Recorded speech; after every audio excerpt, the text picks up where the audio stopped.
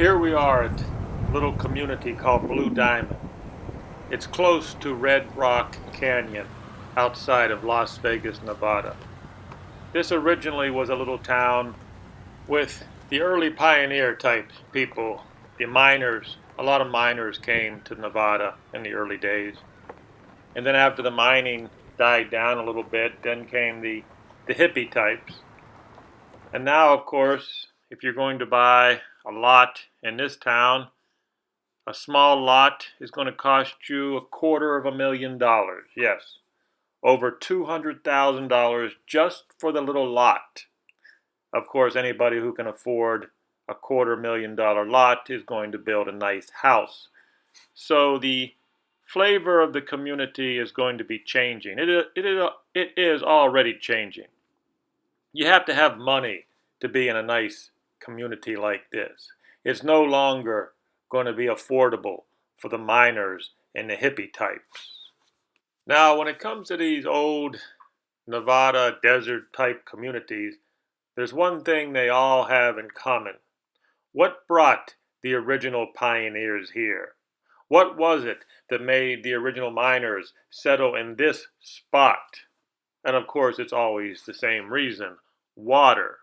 So you're always going to find a little spring, or maybe even a big spring, around these areas. So now we're going to look at the original spring that brought the pioneers here to Blue Diamond, who brought the miners to this area.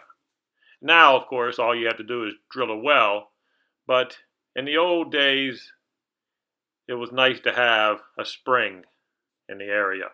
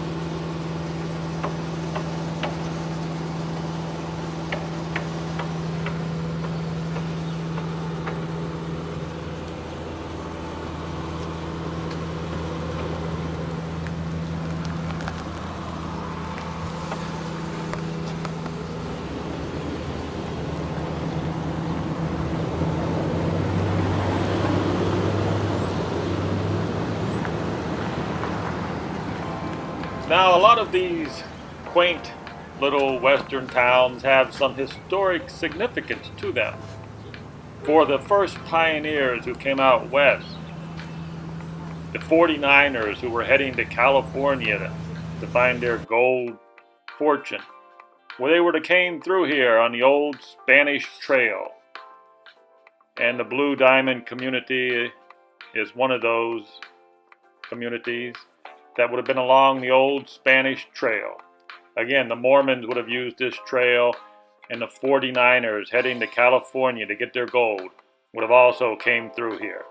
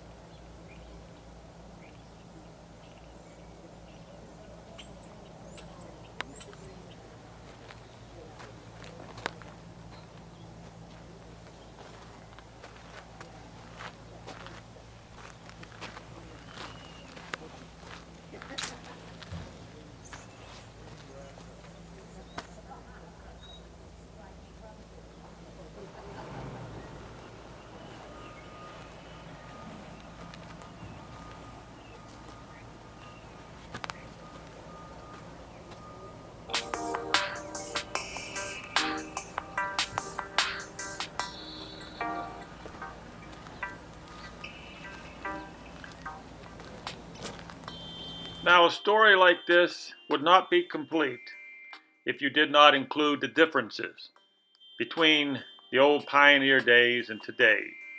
Today, in Nevada, the federal government is involved in just about everything. You cannot leave that out of the story. In a little town like this, even in a little small community like this, they even bus the children in from Las Vegas. That's the story when the federal government gets involved in your life. It changes these little towns, and probably not for the better.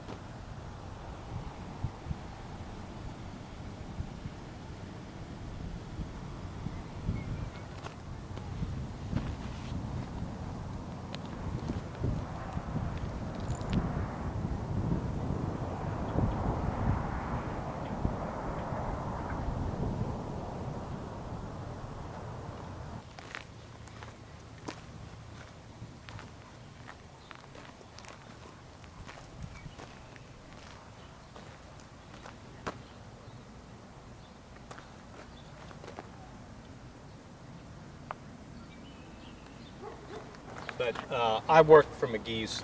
They're not open on Tuesdays and Wednesdays. Oh, this is McGee's bicycle shop? Yeah. Now you call this a trick bike? Well, if you notice, instead of 2 front forks, there's only 1.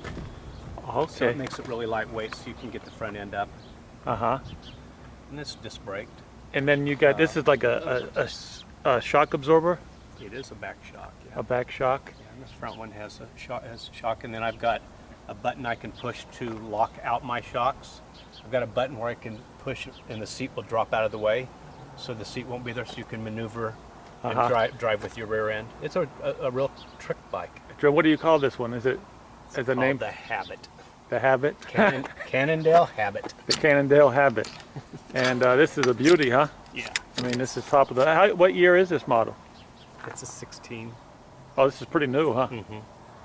And what would a bike like that run you? Well, I guess once you get everything on it like this, it's about 7,000. Is that right? Mm-hmm. Wow, it's not one of your run-of-the-mill. No. The bikes that we rent, the most expensive one, is probably 3,000. So are all the Cannondales pretty expensive? Or No, you can buy a cheaper one? But if you don't buy a good bike in our rocks up here, it'll destroy it immediately. Oh, so with the Red Rock Canyon, you need a really good bike, huh? Yeah, the rocks beat the crap out of it. Not only your bike, but your body. What's the idea with one fork? Because it makes it so much lighter weight up front. A lighter. So you can lift your front end to get up over shelves and rocks and everything. So when you're dealing with rocks, that one fork is really good. Yeah. We've Alberta, Canada, and we took them into Pine Creek, which is in the national park. So you do the tours for McGee, huh? Yes. Yep. See, and then here was a couple from New Jersey that I took road biking, and we did the scenic loop. This guy did mountain biking with me the day before that. It's really nice when you have a local professional to help you take you. You know, yes, the safety part of it, but I'll tell you what's really nice about it is we drive down to Las Vegas Boulevard, we pick them up at their hotel, at their resort, we bring them out here, we take them for a ride, and then we take them back. That's really good, huh? Yeah. And then you take them to the best trails too. They know, it's not, they find the best trails that way. Absolutely, and we keep them safe. What's your name? Bob. Bob, well thanks a lot, Bob. You are welcome. Thank you. You'll love that hike over there.